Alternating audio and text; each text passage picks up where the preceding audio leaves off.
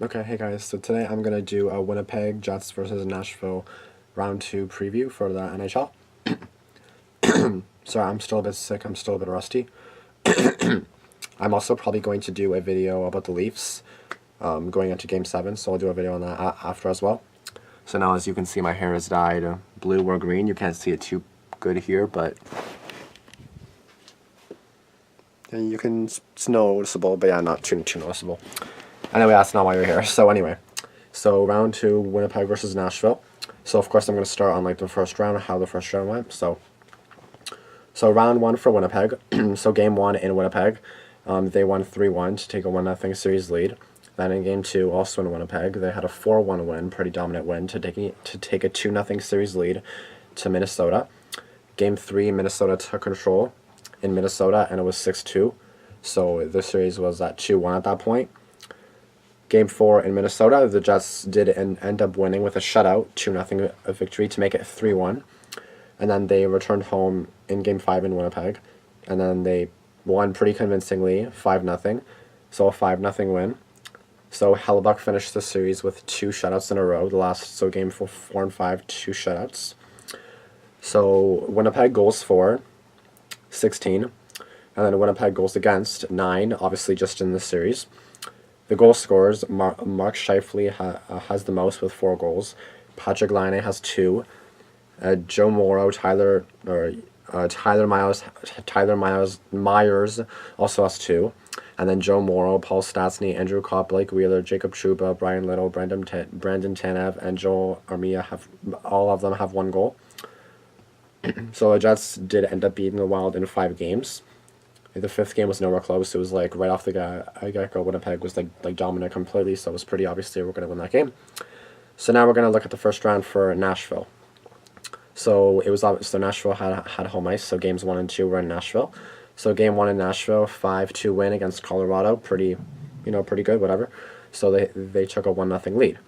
And then game 2 in Nashville, the Predators were able to win 5-4.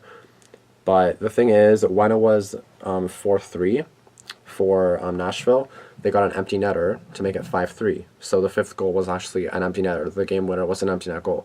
And then Colorado scored 1 to make it 5-4, and then they couldn't come back any closer. So the final score was 5-4. How much would that suck? Like losing off of an empty net goal, I'd be so angry. So then it was a 2-0 series lead going to Colorado. So in Colorado does respond. So Colorado did win that game 5-3 to make it a 2-1 series. But then in game 4, Nashville did end up winning the game 3-2. I think they were up 3-0, and then I think they came back, but just short. So it was a 3-2 final in Colorado to make it a 3-2. 3-1. And then in Nashville, Colorado survived. They won 2-1 with Andrew Hammond in net only allowing 1 goal. So then it was a 3-2 series. So then we went to Game 6 in Colorado, but Colorado got shanked. So a 5-0 big win, a big convincing win for Nashville going into the second round. So a good win going into the second round. Games 1 to 5, they did not look exactly like the team that they normally are. Game 6, we saw it. A 5-0 win, dominant road performance, just a great win overall. And then they got their 4th win to advance. So Nashville goals for 22, and then goals against 15 once again in the series. Now we're going to talk about the goal scorers for Nashville. So Austin Watson, 4 goals. Philip Forsberg, 4 goals. Colton Sissons, 3 goals. Craig Smith, 2 goals. Victor Arvidsson and Ryan Johansson and Nick Bonino, also 2 goals. Matthias Ekholm, 1 goal. Ryan Harmon, I know, had 1 goal, but I think that was an empty net goal. And then Kevin Fiala has 1 goal as well. So once again, the Preds beat the Avalanche in 6 games, ending it in Colorado. So now we're going to get more into like the series. So the season series. So November 20th, 2017, 5-3 Nashville victory. So they won the first one. December 19th, 2017, a 6-4 Winnipeg win, which would tie the series at 1-1. On February 27th, of course, of this year, Nashville was able to pull away with a 6-5 victory.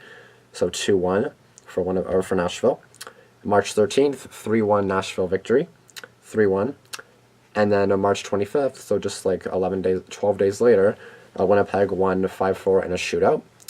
So Nashville against Winnipeg this year is 3-1-1, and then Winnipeg finished 2-3-0 against Nashville.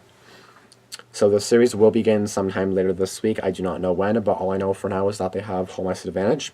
So games 1 and 2 will be played in Nashville, along with game 5 and 7 if necessary. So this is the series every hockey fan was waiting for, and though many would rather it happen in the Western Conference Final, the NHL's top 2 regular season teams are expected to make what is usually the blandest round in the Stanley Cup Playoffs among the most exciting. This round, I think, will be the best round. Also Vegas and San Jose, because that's obviously, I already did a preview on that. It's not uploaded yet, but it should be uploaded ordered before this one, so it should be up before you watch this, or like as you watch this, it should be up right now. So if you want to watch that, then go ahead. So these teams basically can make you play any sort of way, can play you any sort of way. They can be physical, but also bring a load of speed. Winnipeg's Blake Wheeler is what a modern power forward should look like and play like.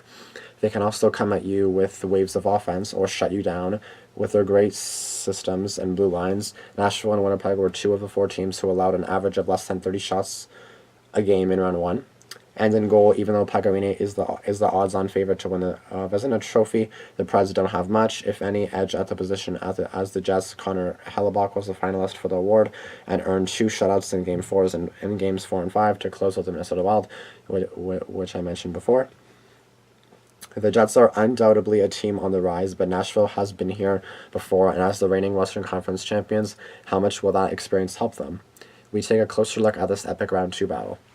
So now we're going to go into the stats. So 5 on 5. Hang on a second. So 5 on 5 for Winnipeg. Okay, can someone tell me what the hell CF percent? CF?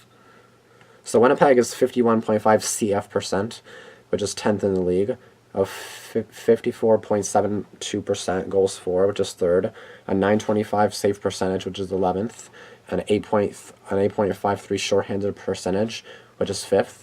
And then a 101.07 PDO, which is 7th. For Nashville, their CF percent is 51.52, so I think that's like 0.1 or almost nothing ahead of Winnipeg, which is 9th. 56.61 goals for percent, which is 2nd. A 935 save percentage, so higher than Winnipeg's, which is 1st in the league. And then an 8.819 shorthanded percent, which is 9th. And then a 101.74 PDO, which is 3rd. So now moving on to Winnipeg for offense. This is like tilted now. I would be upstairs recording, but my sister's down there, so I'm like, no, I don't do that. I don't know. So that's why you see not on my neck, because my neck's so freaking long. So it's like, bruh. Okay. So Winnipeg's offense is just exactly 6, which is 9th. Their defense was rated 6.02, which is 6th. And then their power number finished 6.01, which is 7th. For Nashville, their offense is 6.38, which is 8th. Their defense is 5.42, which is 13th. And their power number is 5.90, which is 9th. Moving on to team statistics. So Winnipeg on the power play is 23.4%, which is 5th. Their penalty kill is 81.8%, which is 9th. They have 273 goals for, which is 2nd. Snooze. Which is 2nd. And then 216 goals allowed. I have 2,016 goals. I'm pretty sure it's, yeah. So 216 goals allowed, which is 5th. And this is obviously like based on the regular season. So Nashville 21.2% on the power play, which is 14th. Their penalty kill is 81.9, so it's just 0.1% higher than Winnipeg's. And that's 6th in the league. 262 goals for, which is 8th, and then 204 goals allowed, which is 2nd. Of course, their head-to-head record, once again, is Nashville 3-1-1, and then Winnipeg 2-3-0. Now we're going to look at the strengths for both teams. So the strengths for Winnipeg, the round 1 strengths for Winnipeg. After the pickup of Paul Stastny at the trade deadline, Winnipeg's depth at center reached a level that few NHL teams can match, and that strength was on display against a banged-up Wild team in round 1. Scheifele's 4 goals led the Jets, and Stastny's 3 assists led all Winnipeg forwards. Little had 2 points in his first 5 playoff games, but when Nick Ehlers had to miss Game 5, Winnipeg had the depth to move Little off to the wing and run Andrew Kopp and Adam Lowry as the 3rd and 4th line pivots. It's key at this time of year to be strong down the middle and in such a tight matchup. In round 2, it's an area where Winnipeg has the advantage. Not enough can be said about the presence of Dustin Byfuglien either. His average of 5 hits per game was the 4th best of the opening round, and he also contributed with 5 assists, and his time on ice was more than a minute higher than it was in the regular season. The 6'5", 260-pound defenseman needs to keep that up against a Nashville team that has an all-around more potent offense than Minnesota. Moving on to the strengths for Nashville, the round 1 strengths. The Predators faced a stiffer test against the Avalanche than many expected, and notably, it was the depth players who made the biggest difference on the scoreboard. The third line of Austin Watson, Colton Sissons, and Nick Bonino were 3 of Nashville's top 6 scorers in round 1, and more than made up for the underwhelming production from the likes of Kevin Fiala, Ryan Hartman, and Craig Smith. You have to figure the latter 3 will start scoring, but if the Predators' third line keeps taking advantage or keeps this up, it will go a long way towards nullifying Winnipeg's advantage down the middle. Now the X factor. So for the Jets X factor. I'm gonna put this more over here. Sorry. Oh shoot, wait no. I'm stupid. Okay, you know what? This is on clothes, but this is on like laundry, clean laundry.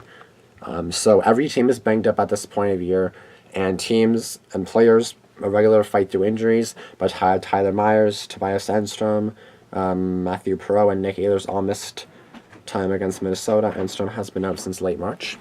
Jacob Trouba missed a couple of weeks in March before returning to the lineup, while Dmitry Kulikov has been out since March 8th and isn't skating again yet. How many injuries, bumps, and bruises can this roster absorb? In round 2, Winnipeg faces a much more polished, experienced, and deep Predators team that healthy scratched veteran Scott Hartnell, trade deadline pickup Ryan Hartman, and wild card rookie sensation Eeli Tolvanen are options should injuries hit Nashville. If the injury bug keeps checking Winnipeg, the likes of Tucker Poolman, Sami Niku, and Jack Roslovic are waiting in the wings, and none of them have a great experience, but all of them can skate and add speed. By the time Nashville reached the Stanley Cup Final in 2017, they were extremely banged up and eventually outclassed by a more experienced Pittsburgh Penguins team. If these Jets struggle to stay healthy over the next 4 to 7 games, they could experience a similar fate against this year's Predators. Now the Predators' X factor. So Nashville took 29 minor penalties in 6 games versus Colorado and were shorthanded 20 times, but were saved by a penalty kill that was successful 90% of the time. And Nashville was the most penalized team in the NHL during the regular season, but that lack of discipline could start catching up to them against better teams, and Winnipeg will be a great test. The Jets had the 5th best power play in the regular season, and it continued to be strong against Minnesota, converting on 23.1% of its opportunities. Nashville has to be careful to not give the Jets power play too many chances in what should be a very tight series. I honestly do expect these series to maybe go to overtime. I do expect the series to go 7 right now. I'm saying it as my prediction. It'll go 7, but I have no clue who's going to win because I know Nashville's at home. I know that Winnipeg's pretty good on the road too. So I'm just going to say Nashville in 7 because I'm more of a negative person about my teams. I always think they're not good enough. I don't know. So yeah, so now we're going to move on to the playoff team leaders, goals, assists, and points. So Winnipeg, Mark Scheifele, 4 goals, 1 assist, which is 5 points. Dustin Byfuglien, 0 goals, 5 assists, 5 points. Patrick Laine, 2 goals, 2 assists, which is 4 points. For Nashville, Austin Watson, 4 goals, 3 assists, 7 points. Colton Sissons, 3 goals, 4 assists, and 7 points. And Philip Forsberg, 4 goals, 2 assists, and 6 points. So so once again, my prediction is going to be Nashville in 7. I do want Winnipeg to move on, so if Winnipeg wins in 5, sure, sure, definitely okay. So I'm definitely going for Winnipeg in this one, and again, I'm probably going to do a Game 7 thing on Toronto, right now or soon. So yeah, I'm going to, I don't know, that's basically it. So I'll see you guys in the next video. More videos will be coming, of course the Leafs one, and then I'm going to do a round 1 review after Toronto and Boston Game 7 is done. On Thursday, I'll likely do that video. Today's Tuesday, so in 2 days, I should do the round 1 results review. And I'll tell you, my thoughts. How did everything plan out? How did everything Do they deserve to go? Do they not deserve? Whatever, you know. So yeah, I'll see you guys in the next video. Thanks for watching. Like, comment, subscribe. Again, if you're new, make sure you subscribe, turn the bell on to see more of me and more sports videos and more covers, whatever the hell I do, vlogs, all that great stuff. So yeah, I'll see you guys in the next video. Thanks for watching.